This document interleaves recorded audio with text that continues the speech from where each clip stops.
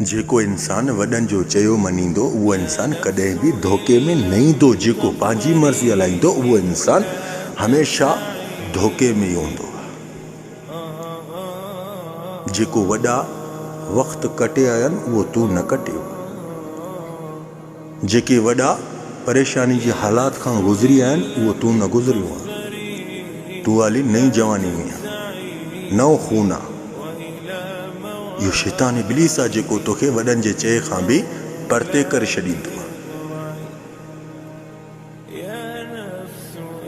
यादि रखो, जेको बि मसइलो हुजे पंहिंजे घर भातियुनि वॾनि सां सलाह मशवरो ज़रूरु कंदा कयो।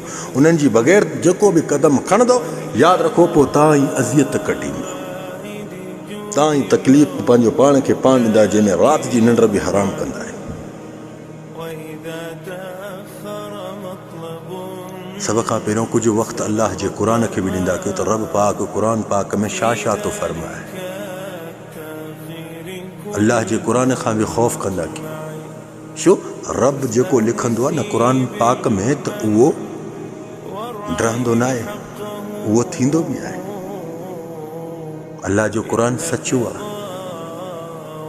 रब पंहिंजे लिखे तां पोइ ते न हटंदो आहे। जेको लिखियो आहे उहो थींदो रहंदो। अल्लाह जे रसूल मुहम्मद करीम सल्लल्लाहु अलैहि वसल्लम जन जी हदीसी बि पढ़, साईं जन जे तरीक़े तौर सां बि हलंदो त इंशाअल्लाह तबारक अल्लाह ज़िंदगी में कॾहिं मुसीबत ऐं ग़म ऐं परेशानी बि न ईंदी। तव्हांखे हमेशह शैतान दिमाग़ में ख़्याल भरींदो आहे, पंहिंजी हलाए वेंदा आहिनि, पोइ पाण खे पाण ई अज़ियत ॾींदा आहिनि। जेके वॾा सलाह ॾींदा आहिनि न, ज़बरदस्त ऐं मस्तु ॾींदा अथई। येस कनि त ओके आहे, नो कनि ख़ामोश थी वही रहो, चुप कर, घणो न ॻाल्हाइजांइ। घणो ॻाल्हाईंदे घणी अज़ियत ॾिसंदे, ज़िद में मनाईंदे त बि तकलीफ़ ॾिसंदे। मां ग़लति ॻाल्हि नथो कयां। छो? हिनमहिल तव्हांजी नई जवानी आहे। रब जी ज़ात जो कसम, तव्हांखे शैतान इब्लीस थो यूज़ करे। शैतान इब्लीस आहे जेको तव्हांजे दिमाग़ में अची वेठो आहे, जेको तव्हांखे हिकु जाइ ते फोकस कराए वेठो आहे। यादि रखजांइ, उहो ई तव्हांजो नुक़सानकार हूंदो आहे। पोइ घणा वरी चवंदा आहिनि असांखे पसंदि जी शादी करणी आहे। कयो, जेकॾहिं वॾा राज़ी आहिनि तॾहिं कयो। जेको अल्लाह जे तरफ़ खां थींदो आहे न रिश्तो, निकाह जो रिश्तो आसमान जे तरफ़ खां ईंदो आहे। जेको इंसान पाण जोड़े उहो सम्झो शैतान इब्लीस जो घणो सहारो थी वेंदो।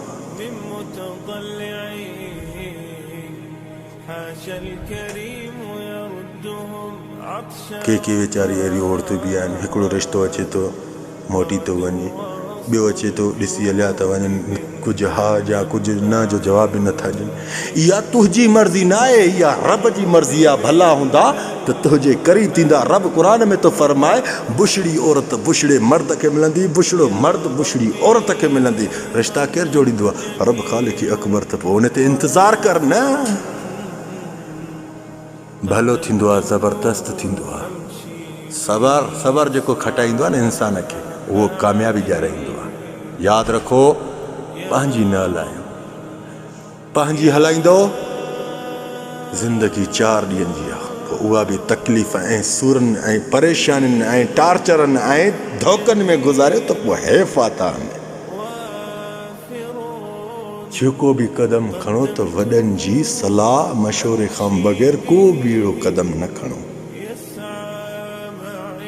शैतान इब्लीस जी पैरवी न कयो। शैतान इब्लीस इंसान खे हमेशह ॾुखनि में ई थो विझणु चाहे।